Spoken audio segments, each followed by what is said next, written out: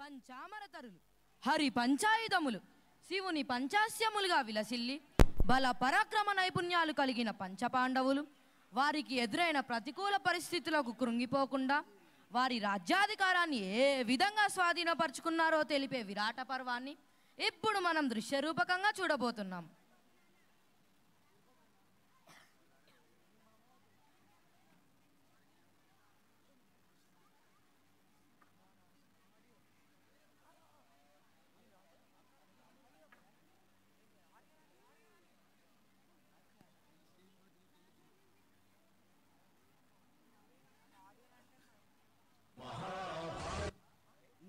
నేను వసుదేవసుతుడను.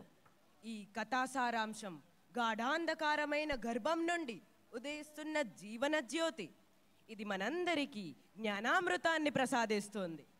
ఇప్పుడు మీ అందరినీ ఈ జ్ఞానామృత యాత్రకు ప్రేమతో ఆహ్వానిస్తున్నాను. ఈ యాత్ర పేరే మహాభారతం.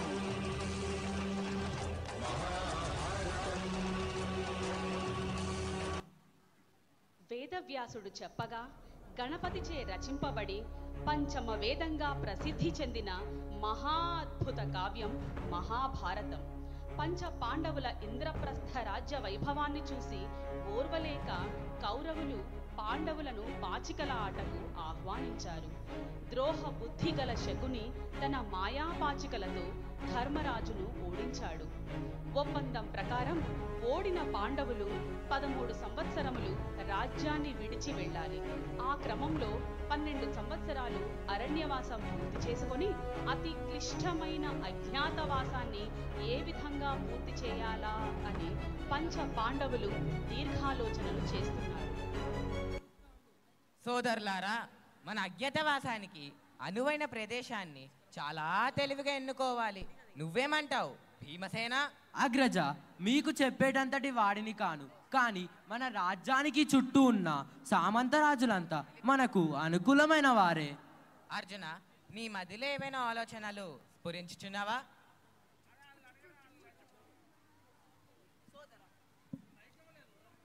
సోదరా, సందేహం ఎందుకు? దీనికి విజయంగా పూర్తి చేయగలం. యమధర్మరాజు ఇచ్చిన వరం వలన ప్రజలు మనల్ని గుర్తించడం అసాధ్యం. సోదరులారా, మన సామంత రాజ్యమైన విరాట్ రాజ్యంలో మనం అజ్ఞాతవాసం గడపడం క్షేమమని నాకు తోచుచున్నది. అగ్రజ, మనకు సామర్థ్యం ఉన్న వృత్తులో సునాయాసంగా విరాటరాజు కొలులో మనగలం. నాకు తెలిసిన రాజనీతిలో రాజుకు సలహాలిస్తూ రాజ్య విస్తరణకు సహాయపడతాను. భ్రాత, నా రుచికరమైన వంటలతో భోజన ప్రియులను సంతృప్తిపరుస్తాను. నాకు ప్రావీణ్యం ఉన్న మల్ల యుద్ధంతో అందరికీ వినోదాన్ని కలిగిస్తాను. సోదరులారా, నాకు అశ్వశిక్షణలో ప్రవేశం ఉందని మీ అందరికీ తెలుసు కదా. నేను విరాటుని కొలువులో అశ్వరక్షకుడిగా చేరి గుర్రాలకు ఎలాంటి వ్యాధి రాకుండా సంరక్షిస్తాను. అగ్రజ, నాకు పశుపోషణలో అనుభవం ఉన్న విషయం మీ అందరికీ విదితమే. కావున నేను గోరక్షకునిగా విరాటరాజు కొలువులో ప్రవేశిస్తాను. అర్జున, నువ్వు ఏ కలతో విరాటుని కొలువులోకి ప్రవేశిస్తావు? భ్రాత, నన్ను నపుంసకుడి కమ్మని ఊర్వశి చేత శపించబడడం, ఆ శాపాన్ని అజ్ఞాతవాసంలో అనుభవించమని దేవేంద్రుడు తెలియజేయడం మీకు విదితమే. నాకున్న నాటకాలతో అంతఃపుర కాంతలకు నాట్యం నేర్పుతాను. దేవి, మిమ్ములను గురించిన చింత మా మనసును కలిచివేయుచున్నది. నాదా, కలత వలదు. నేను సుదేష్ణాదేవికి సైరంధ్రిగా విరాటరాజు అంతఃపురంలోనికి ప్రవేశిస్తాను. సోదరులారా, ఎటువంటి సందర్భంలోనైనా సరే పరాక్రమాన్ని ప్రదర్శించవద్దు. మన కోపతాపాలను అదుపులో ఉంచుకోవాలి. భీమన్నయ్య, మా భయమంతా మీ గురించే. భయపడకండి సోదరులారా, నేను కూడా నా కోపావేశాలను అణుచుకోవడానికి నా వంతు ప్రయత్నం చేస్తాను. అనుజులారా, మనం మన ఆయుధాలతో వెళ్తే మనల్ని అందరూ సులువుగా గుర్తిస్తారు. కనుక దట్టమైన ఆకులతో పగటిపూట కూడా చూడడానికి భయంకరంగా ఉన్న ఆ సెమి వృక్షంపై మన ఆయుధాలను భద్రపరుచుకుందాం. అర్జున, నీకు నాకు తప్ప మిగిలిన వాళ్ళందరికీ ఈ ఆయుధాలు సర్పముల వలె గోచరించినట్లు నేను ప్రార్థిస్తున్నాను. చిత్తం సోదరా. ధర్మరాజు కంకుబట్టుగా, భీముడు వలనుడుగా, అర్జునుడు బృహన్నలగా, నకులుడు దామగ్రంథిగా, సహదేవుడు తంత్రీపాలుడు అనే పేర్లతో మత్స్య రాజ్యం చేరి విరాటరాజు కొలువులో సేవలందిస్తున్నారు. మహారాజుల వారు చాలా సంతోషంగా ఉన్నట్లున్నారే, కారణం తెలుపగలరా? అవును దేవి, కీచక నామధేయుడైన మన సింహబలుడు మన శత్రువులను జయించి విజయోత్సాహంతో మన రాజ్యంలోకి అడుగు పెడుతున్న శుభతరుణం ఇది. నాథా, నిజమేనా? నాకు చాలా ఆనందంగా ఉంది. భక్ష్య భోజ్య చోప్య లేహ్య పానీయములైన పంచభక్ష్యాలను సిద్ధం చేసి నా సోదరునికి నేనే స్వయంగా వడ్డిస్తాను. వడ్డించే ఏర్పాట్లు చేయండి మహారాజా. అవశ్యం దేవి. ఒకే నక్షత్రం, ఒకే గ్రహగతుల సమయంలో జన్మించిన పంచ మహావీరులలో ఒక్కడైన కీచకుడు ఎన్నో సంవత్సరాలుగా ఓటమి లేనివాడై అపారమైన శక్తి, అధిక బల సంపన్నుడై విర్రవీగుతున్నాడు.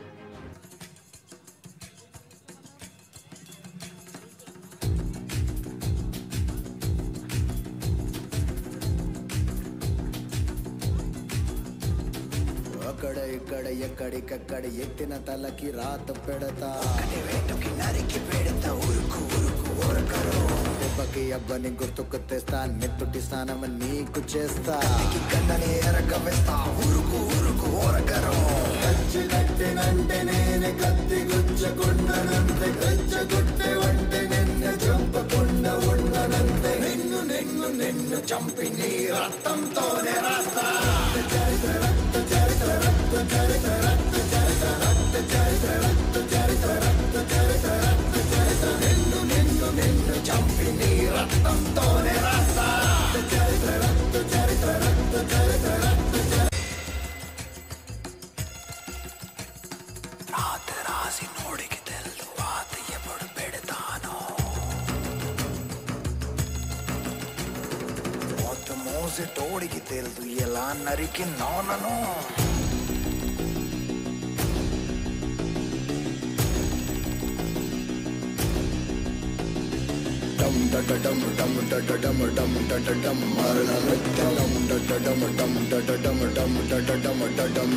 దమ్ములున్న వాడితోటి పెట్టుకుంటే గతే మోతి. నీ చావు చూసి నేర్చుకుంటారంట జనం తెలుసుకో. గచ్చ కట్టెనంటే నేనే కత్తి గుచ్చకుండనంతే, రెచ్చగుట్టే వంటే నిన్నే చంపకుండా ఉండనంతే. నిన్ను నిన్ను నిన్ను చంపి నీ రక్తంతోనే రాస్తా. దొరికితే చేస్తావు, దొరికితే చేస్తావు, దొరికితే చేస్తావు, ఉరుకు ఉరుకు ఉరుకు ఉరుకు. దొరికితే చేస్తావు, దొరికితే చేస్తావు, దొరికితే చేస్తావు, ఉరుకు ఉరుకు ఉరుకు ఉరుకు. దొరికితే చేస్తావు. విరాట రాజ్యానికి విజయాన్ని అందించిన కీచకునికి ఇదే మా స్వాగతం.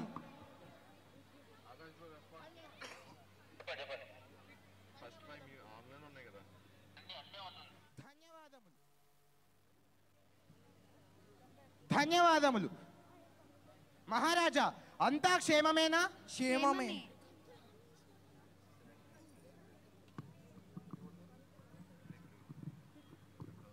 విజయోత్సాహంతో వచ్చిన మా సోదరునికి అభినందనలు. ధన్యవాదములు. హ హ హ హ హ. ఆహా సోదరి, ఎవరి ఈ అలివేని? ఏమీ ముఖ వర్చస్సు? దేవకాంతను పోలిన ఈ సుందరాంగి ఎవరక్క నూతనంగా గోచరించుచున్నది? సోదరా, ఈమె నా సైరంధ్రిగా ఉన్న మాలిని, గంధర్వుల భార్య అట. ఇంతకు మునుపు హస్తినాపురంలో పాండవులను సేవించిందట. ఏడాది పాటు తలదాచుకోవటానికి నా దాసిగా చేరింది. మాలిని, దాసిగా చేరావా? నిన్ను పోలిన కాంతలు ఈ భూమి మీదే కాదు, ఈ దేవలోకంలో కూడా కానలేదు. నువ్వు ఒప్పుకుంటే ఈ క్షణమే నిన్ను రత్న కిరీట ధారినిగా చేసి నా పట్టపు రాణిగా ప్రకటిస్తాను. హత విధి, చాలించండి మీ నీచ ప్రేలాపన. నేను వివాహితను, నా భర్తలు గంధర్వులు. నీ దుష్ట బుద్ధి వారికి తెలిసినచో నీ శిరస్సు 1000 ముక్కలుగా ఖండించెదరు. ఆహా, అంతటి వీరులా నీ భర్తలు? వారి వీరత్వం ఏ పాటిదో నేను చూస్తా. కురు సామ్రాజ్య యువరాజుగా బిర్ర వీగుతున్న సుయోధనుడు తన కుయుక్తితో పాండవులను అడవుల పాలు చేసినప్పటికీ మనసునందు తృప్తి లేని వాడై పాండవుల అజ్ఞాతవాసాన్ని భగ్నం చేయాలనే ఆగ్రహ జ్వాలతో రగిలిపోతూ గుప్తచారులను పంపించి అణువణువు గాలిస్తున్నాడు. మామయ్య, గుప్తచారులెంత గాలించినను పాండవుల జాడను కనుగొనలేకపోయారు. ఇంకా అజ్ఞాతవాసం ముగియటకు కేవలం 30 దినములు మాత్రమే ఉన్నది. బాగా ఆలోచన చేయుమేనల్లుడా. ఒక మనిషి గుప్తంగా ఉండాలంటే కొత్త వేషం, కొత్త పేరు, కొత్త ప్రదేశం కావాలి. ఎందుకంటే పురుషులకు ఏ వృత్తిలో నైపుణ్యం ఉంటుందో ఆ వృత్తిని వారు త్వరగా మార్చుకోలేరు. ఆలోచించు, బాగా ఆలోచించు. గడిచిన వత్సర కాలంలో ఏ రాజ్యమైతే అన్ని రంగాల్లోనూ సుభిక్షంగా ఉందో అక్కడ పంచపాండవులు ఉన్నట్టు అటువంటి రాజ్యాన్ని కనుగొనమని గుప్తచారులను పంపుమేనల్లుడా. అలాగే మామయ్య.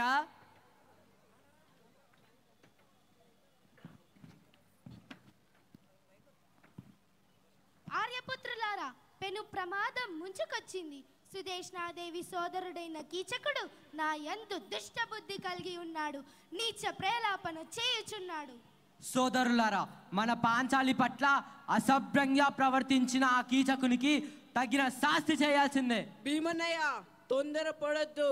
ఆ కీచకుడిని కేవలం పాంచాలి పట్ల కోరిక మాత్రమేనా, లేదా దుర్యోధుడికి సాయం చేసి ఇంకేమన్నా లాభం పొందాలనుకుంటున్నాడా అన్నది మనం బాగా యోచన చేసి నిర్ణయం తీసుకోవాలి. అలాగే అర్జున.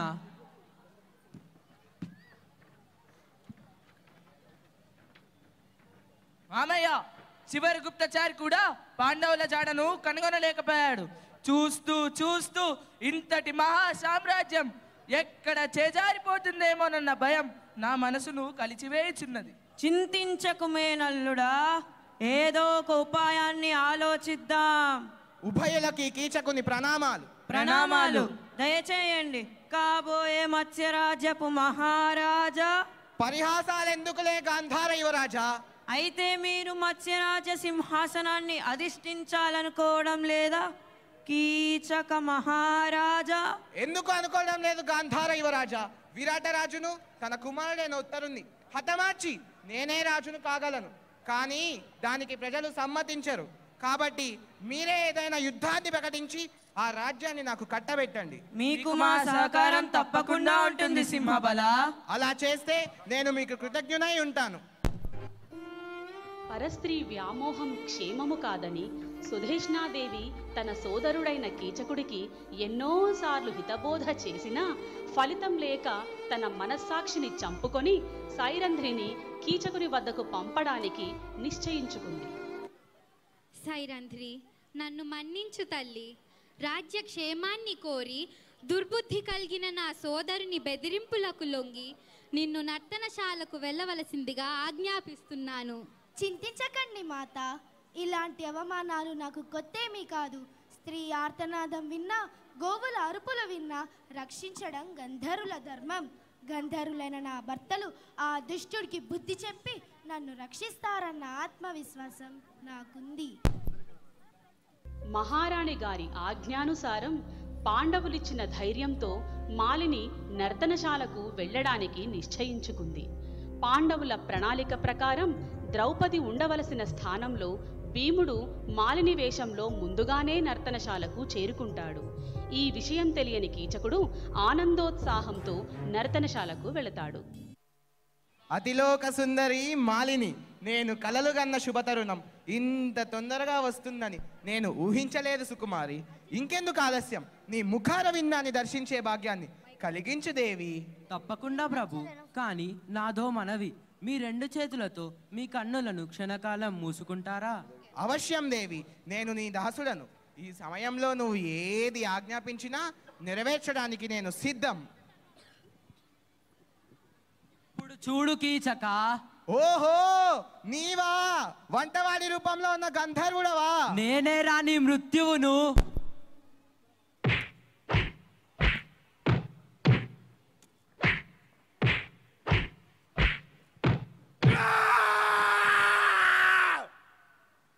ఈ కీచక వధతో పాండవులు విరాటరాజు కొలువులో ఉన్నారనే అనుమానం కౌరవులకు కలగడంతో విరాటరాజ్యంపై దండెత్తి వస్తారు.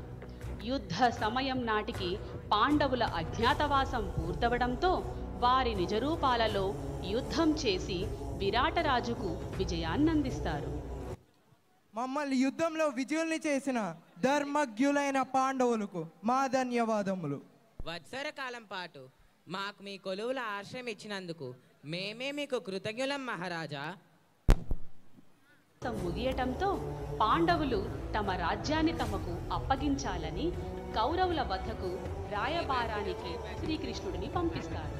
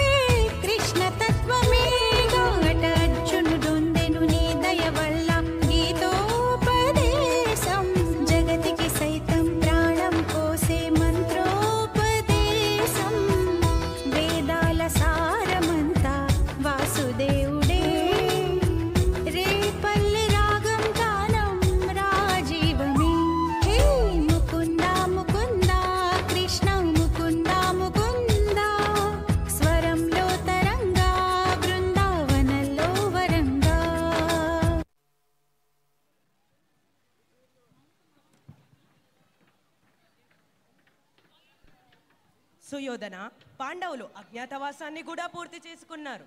ఒప్పందం ప్రకారం వారి రాజ్యాన్ని వారికి అప్పగించాలి. ఇదే విషయం మీ తండ్రి గారికి కూడా తెలియజేశాను. కానీ నువ్వు దీనికి సమ్మతించుట లేదని తెలిసింది. వాసుదేవ, యుద్ధానికైనా సిద్ధమే కానీ రాజ్యాన్ని మాత్రం ఎట్టి పరిస్థితుల్లోనూ ఇచ్చేది లేదు. మీరు అంగీకరించని పక్షంలో యుద్ధం అనివార్యం. యుద్ధానికి మేము సిద్ధమే. పాండవులకు మధ్య హోరీగా 18 రోజుల పాటు కురుక్షేత్ర సంగ్రామం కొనసాగుతున్నది.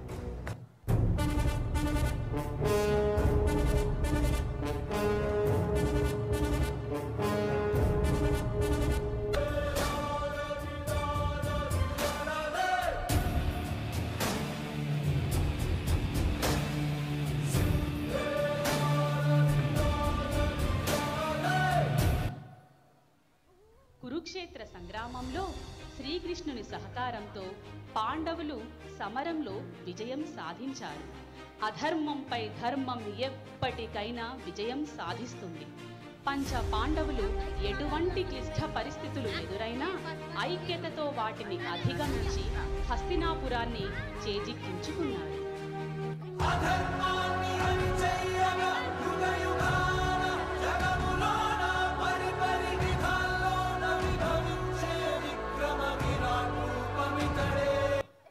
పవిత్రానాయ సాధూనాం వినాశాయ చ దుష్కృతాం ధర్మ సంస్థాపనార్థాయ సంభవామి యుగే యుగే.